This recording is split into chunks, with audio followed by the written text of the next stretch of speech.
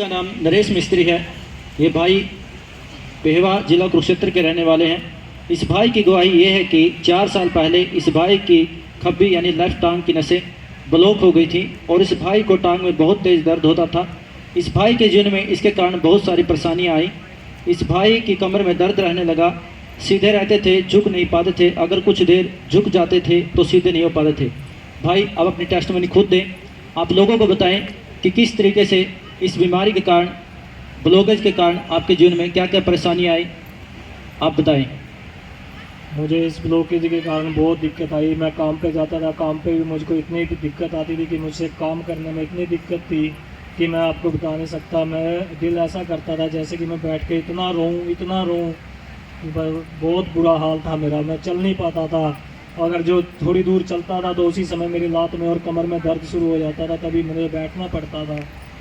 इसके लिए मैं बहुत दुखी था, मैं इस बात से बहुत तंग था मैं। और टांग की ब्लॉक नसों के कारण आपका यूरिया बढ़ गया था। हाँ जी। काम पर भी इस भाई को बहुत ज़्यादा दिक्कत होती थी। काम पर आपको क्या क्या परेशानियाँ होती थी? काम पर अगर मैं काम पे जाता था तो मैं झुकता था तो जो मुझसे सीधा नहीं हो जाता था। अगर मैं सीधा होता था तो मुझसे झुका नहीं जाता था नीचे। और ये भाई लगातार चल भी नहीं पाते थे। कुछ दूरी लगभग 30 फुट चलने पर ही इस भाई की टांग में दर्द हो जाता था। कितनी दूर आप चल पाते थे? जोर मार के ज़्यादा से ज़्यादा 20 या 30 फुट तक, इससे ज़्यादा मुझसे चला नहीं जाता था। और इस भाई ने इस टांग के रोग की बहुत सारी दवाइयाँ खाई। लगातार 2 साल इस भाई ने दवाइयाँ खाई, 5 से 6 डॉक्टरों को भी चेंज किया। आप बोलिए, कितने साल आपने दवाइयाँ खाई और कितने डॉक्टरों को चेंज किया? पहले मैंने 4 साल पहले मैं इसकी दवाई खाई थी। उसके बाद बीच में मैं ठीक हो गया था और बाद में मैं 5-6 महीने फिर चर्च में आने से पहले, उसके बाद मैं फिर 5-6 महीने फिर दवाई खाई लगातार, फिर भी कोई आराम नहीं मिला मेरे को। आपने गवाही में लिखवाया है लगातार 2 साल आपने दवाइयाँ खाई और 5 से 6 डॉक्टरों को भी चेंज किया, लेकिन कोई भी आराम नहीं मिला। नहीं जी, कोई आराम नहीं मिला मुझे। और आप बहुत सी अन्य जगहों पर भी गए। हाँ जी, जहाँ भी जाता था वो ये बोलते थे भी ठीक हो जाएगा, लेकिन कहीं भी मुझे आराम नहीं मिला। फिर इस भाई को किसी ने Rahul garden ministry Pehowa church के बारे में बताया और ये भाई 28 जनवरी 2024 को रविवार प्रार्थना सभा में पहली बार आए।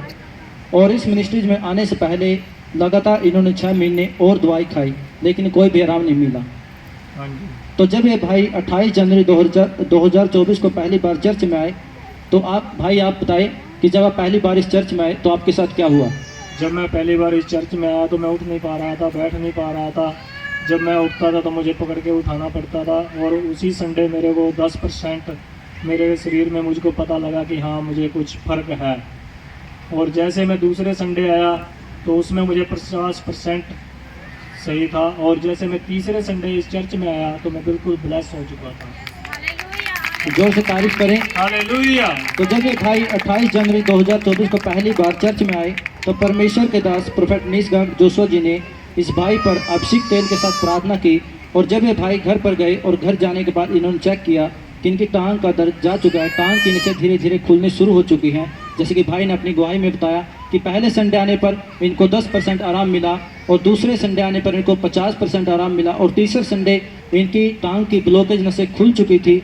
परमेश्वर के दास द्वारा की गई अभिषेक तेल की प्रार्थना से इस भाई को परमेश्वर ने किया 4 साल पुराने टांग की ब्लॉक नसों के रोग व दर्द से आज़ाद। इस बड़ी गवाही के लिए परमेश्वर और परमेश्वर के दास का जोर से धन्यवाद करें, तारीफ करें, जोर से जोर से जोर से।